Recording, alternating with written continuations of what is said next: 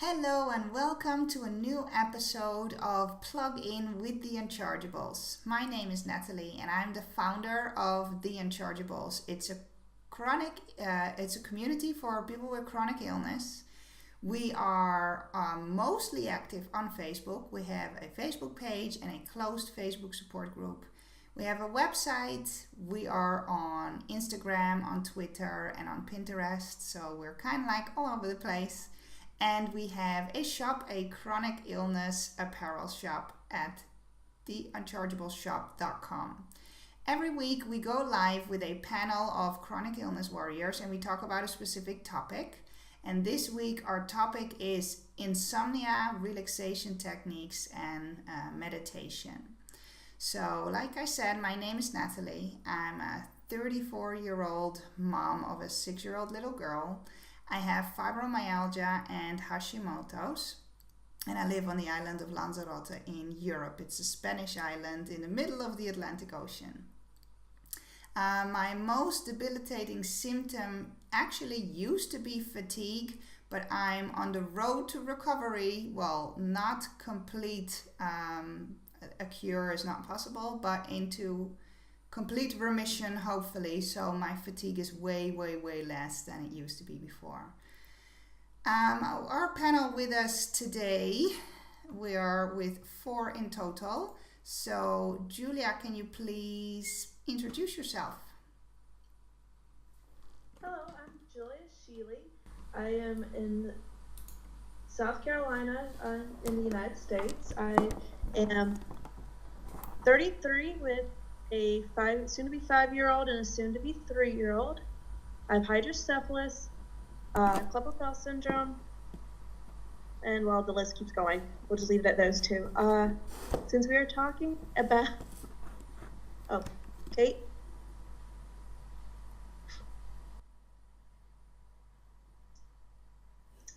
Thank you, Julia.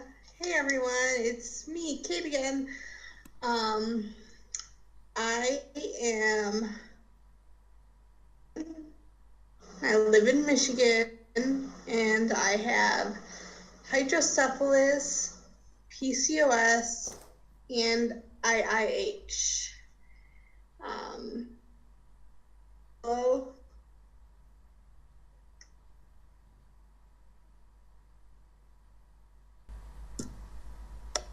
Hi, I'm WINSLOW. I am from Florida in the United States. I have endometriosis, Addison's disease, and medullary sponge disorder. So, welcome to Plug In with the Unchargeables.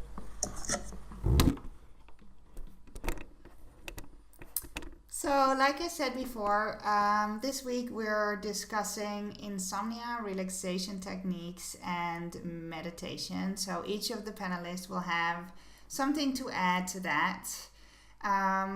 I go from being very fatigued and sleeping 20 hours per day to having insomnia and then not being able to sleep maybe 4 or 5 hours a day.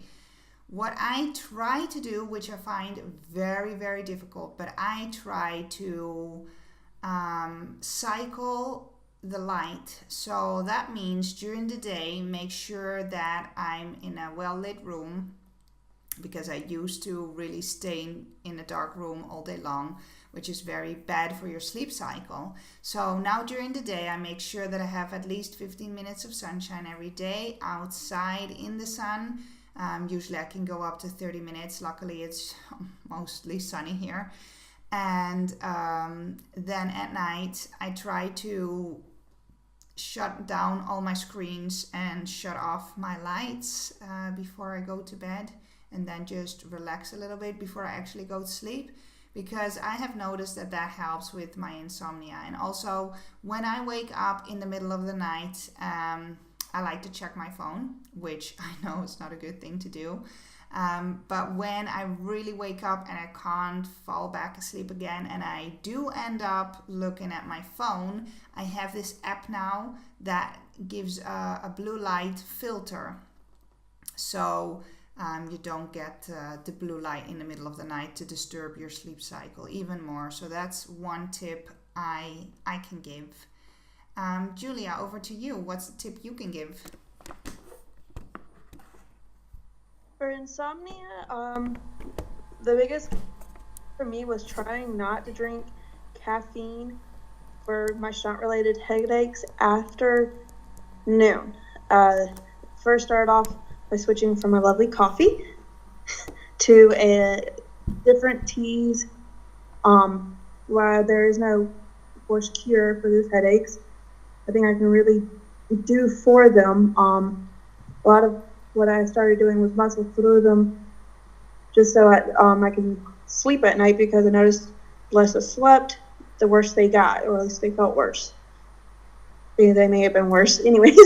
Also, I've stopped using my cell phone 30 minutes before I plan to fall asleep. I normally am working on either a crochet or a knitted project, and sometimes even a sewn project before I fall asleep, just so the different lights on the phone or my iPad don't affect my sleep. Okay?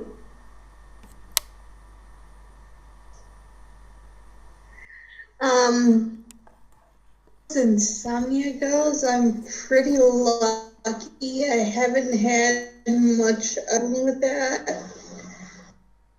But if I find myself having trouble, whether pain related or not, I will do relaxation techniques I've learned in my head. I will soft music, and hopefully, classical music will lull me to sleep. That's about it. How about you, Winslow?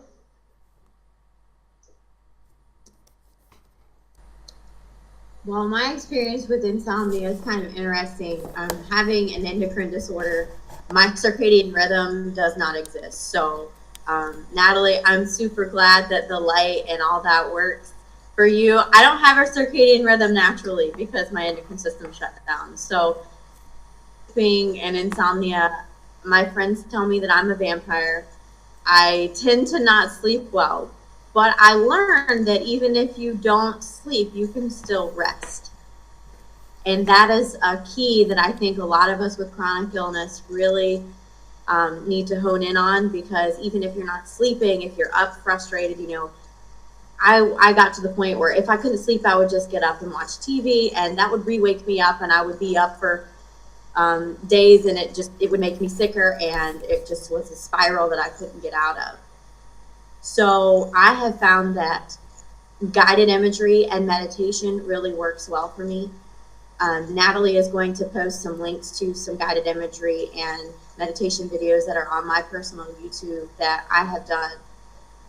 I think that's essential to finding rest. And if you have insomnia, a lot of us with chronic pain, I have chronic pain from the MSK and Addison's disease, and sometimes you can't sleep when those meds aren't working, and you can't sleep when you're in so much pain you just want to cry. So sometimes you have to mentally go to, for lack of a better term, a happy place. There are a lot of resources out there. There are my YouTube videos. You're welcome to click on it anytime. There are many apps, Kindle, iPad, that sort of a thing on your phones that you can find. There's one called Relax Melodies. I'm not trying to plug anything, but I use it. There's a free app, and it has different sounds like wind chimes and a keyboard clicking and things like that.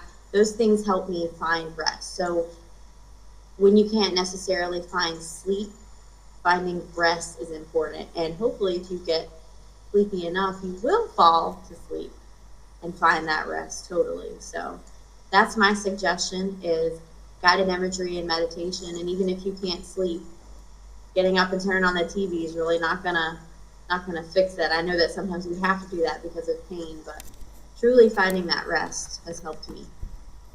Back at you, Natalie.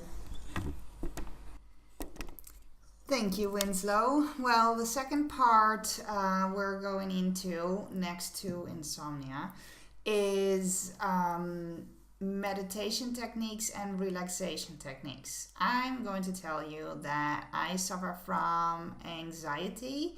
I have severe anxiety attacks if I have to go anywhere that includes a doctor or someone in a white coat or a hospital setting, and that's quite often. So that really triggers sometimes extreme anxiety attacks with me. Some places are better than others. Like yesterday, I had to go, had my thyroid labs done again, and I went to a private lab where I just ordered them myself. And they have like the water cooler, and they have a little music on, and there's no other people there. And so it's very relaxing and calm when you go in. So my anxiety is way lower. But usually I have to go to the hospital here, and the hospital here is not very pleasant. So there's about 100 people waiting in the waiting room. There's always screaming children and screaming babies around. There's like a whole bunch of pregnant women, because if you're pregnant here, they check your blood every month. So it's always full of pregnant women. And then it's chaos. And they shout out names, and then everybody needs to stand in line with their stuff in a little like bowl or whatever it is. And while you're waiting here, there's another line waiting there that's overlooking the places where they're doing all the tests. Well, that to me is like my worst nightmare. So my anxiety goes through the roof. But I need to not run out of that room screaming, because I need to be there. So first of all, what I do is I'm an empath. I'm highly sensitive to all the things around me. So I need to shut myself off, kind of visualize in my mind just myself, to focus on me and to try and really shut out all the noises, all the sounds, all the other people, everything around me. So I will sit down and shut my eyes like an idiot. And I will do my relaxation techniques. And one of them is when I sit down, I actively think about my toes. It's a weird thing that was taught to me when I was 18, when they thought I had anxiety attacks, when it turned out to be my thyroid. So I had a lot of breathing classes, and that's one that works really well for me. So it's just sit straight up, put your feet flat on the floor, close your eyes, just breathe in and out, and only think of your toes. Wiggle your toes if you have to, but that simple thing there helps me in trying to calm down a little bit. That doesn't mean that my anxiety attack is any less, because the second they call my name, I still want to jump up and scream at them.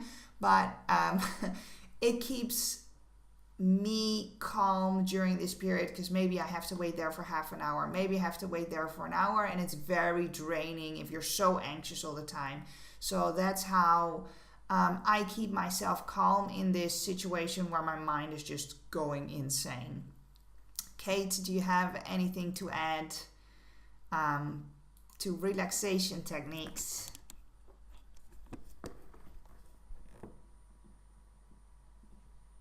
Kate?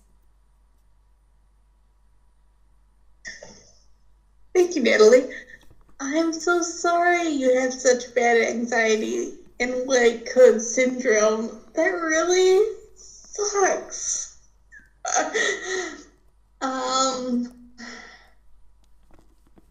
I'll be honest, I used to have white coat syndrome. I don't know how I got over it, but one day I just wasn't bothered by it. I guess I got desensitized in a way. But I do have generalized anxiety. Because of some of my brain surgeries, there was some damage to one of my optic nerves. Out of my one eye is blurry. Another surgery left me paralyzed on the left side, so part of my left side boxes aren't as fast as I'd like them to be, and it's sometimes awkward to use my left side for fine motor movements. So I don't drive anymore. I get really nervous when I'm in a car with someone and we're in a big city driving down the freeway, the expressway. I don't know why. I get really anxious. I get really nervous. So I have to sit and I have to close my eyes and, start going through my guided meditation. There's one meditation I really love, and I've read it so many times I have it memorized, so I go through that in my head. Natalie?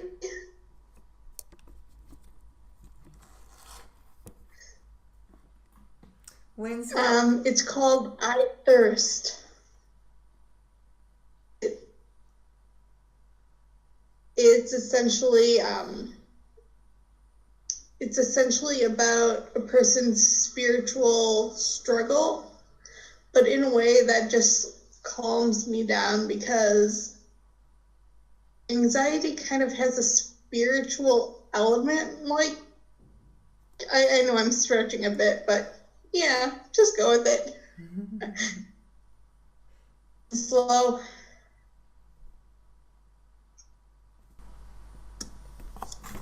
I love that you have a mantra. I'm the same way. I call myself a chanter, and I do have some Native American bloodline, so I guess that's where it comes from. But I wouldn't necessarily say that I have an anxiety disorder or anything, but I think anybody that has a chronic illness is going to have some anxiety, because you have moments where you're out in public and you feel bad, or this is going on, and anybody who doesn't have control of their health is going to have anxiety. I'll give a short example. I've had a bad week with pain, and I was in the bathtub trying to just get some pain relief, soaking in some Epsom salts, and just nothing was working. And I was in so much pain that I found myself unable to get out of the bathtub.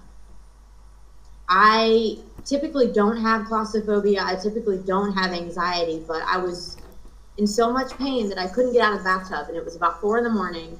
Nobody was awake. And here I am in this bathtub.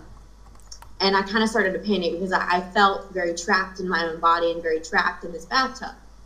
And so I'm sitting there going, okay, if I scream, I will scare my family half to death. And we live in a community. And so I didn't want to scream or scare anybody. So I just thought, okay, I can do this. I can do this. I can do this. And it was very much childlike, and it was very much the little engine that could, I think I can, I think I can. And it took me 45 minutes, but I got out of that bathtub. And it was painful, and, I cried the whole time, but I got out of that bathtub. So I think the real trick for anybody with anxiety is just, it's a battle of the mind. And with chronic illness, it's a battle of the mind, and it's a battle of the body, and it's a battle of grief and loss and change and hurt. And I think sometimes we have to give ourselves those mental chants. Think I can, I think I can. And my chant was, I will get out of this bathtub. Take me 45 minutes. It's going to hurt like God knows what, but I got out of that bathtub. So I think just a chant here and there does a lot of good. So if you have a chant that works for you, then that'll work. Back at you, Natalie. Wow, all those stories. Everybody has their own story, like we see time and time again in this show. Like Winslow said before, I'm gonna link below some videos with relaxation techniques. And yeah, that was about everything this time about insomnia and about anxiety and relaxation and meditation techniques. If you need support, we're here, the Unchargeables community. We're mostly active on Facebook, so check us out on Facebook. All of the links are below. We also have awesome chronic illness gear. I'm wearing one right now, and Kate, I believe, also has one on. If you can show us, Kate. Let's see this. That's the chronic illness cycle. It says wake up, try to go to sleep, and do it all over again. I don't know where Kate went now.